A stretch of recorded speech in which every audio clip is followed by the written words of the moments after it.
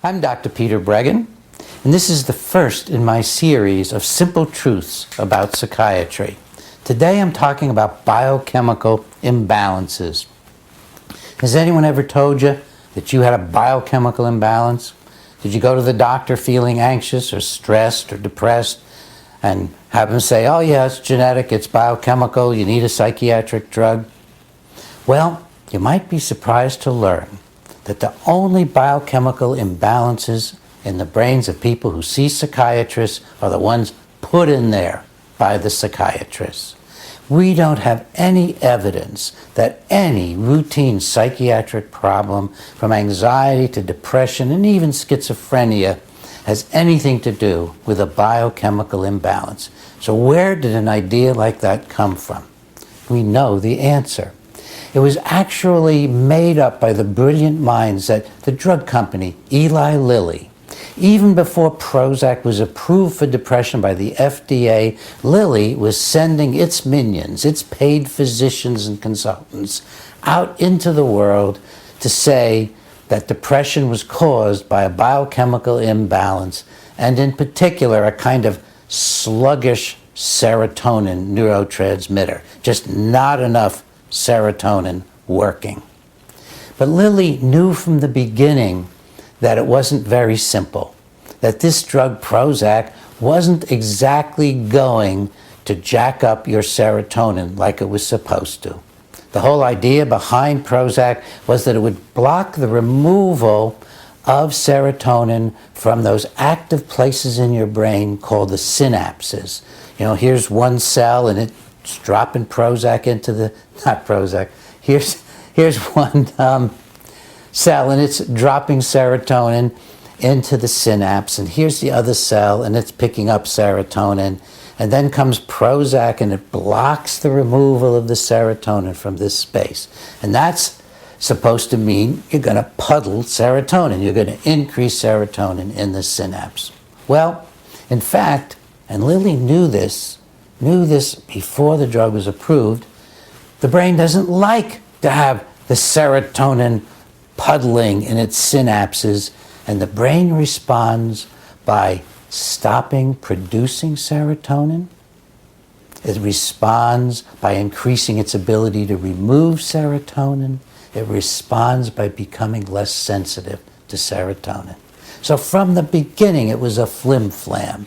It was a PR claim that you got biochemical imbalances and Prozac's gonna fix it.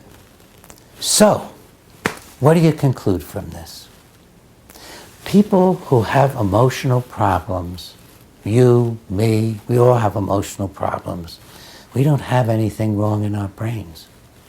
And if we do, if someday some of these problems turn out to be caused by something going on in our brains rather than in our lives, in our emotions, in our hearts, in our feelings, if it turns out to be so, then psychiatric drugs aren't fixing them, because psychiatric drugs are causing biochemical imbalances in your brain. They get into the normal brain and they change it.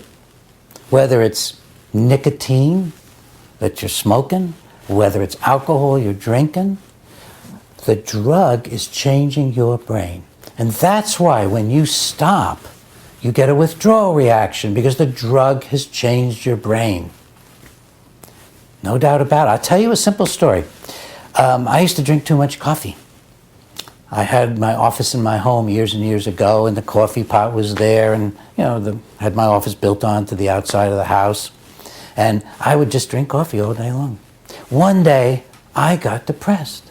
I got fatigued. I got achy. I thought, what is going on here? I feel like I need to drink some more coffee, so I drank more coffee. Didn't do any good. I drank some more coffee. Didn't do any good.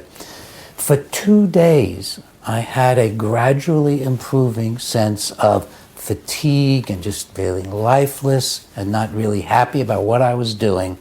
And then on the second day, my wife Ginger said, I could hear her voice from the kitchen, oh my God, honey, I put the decaffeinated coffee into the coffee can. You've been in coffee withdrawal for 2 days. Now, if coffee could do that to you and be that confusing to me, a psychiatrist who knows about drugs, So confusing I didn't know what my feelings were, that I thought I was depressed when I was going through withdrawal from a mild stimulant.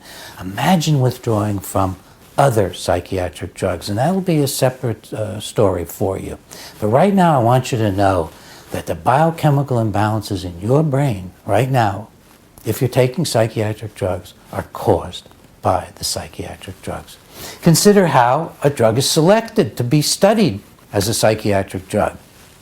Well, it can't be studied by showing it corrects biochemical imbalances, because we don't know about any biochemical imbalances. The way a drug is studied to find one to test for psychiatry is you find a drug that causes a biochemical imbalance in the brain of a rat. It causes a biochemical imbalance in the normal brain of the animal. And that's just what Prozac did, it's what Paxil or Zoloft does, it's what Abilify or Risperdal does, it's what all the psychiatric drugs do. They muck about in the brain in this marvelous, complex, incredible organ, more complicated than the whole rest of the universe. It's a toxin in there that's changing things in ways in which we can't anticipate. Then it becomes up to the drug companies to promote that it's not causing a biochemical imbalance, it's curing one. So listen, get focused on what's real. And what's real is our struggles to live, our struggles to be happy, our struggles to overcome childhood problems and adult stresses. Get focused on yourself as a human being who's alive and whose brain is adequate to the tasks ahead.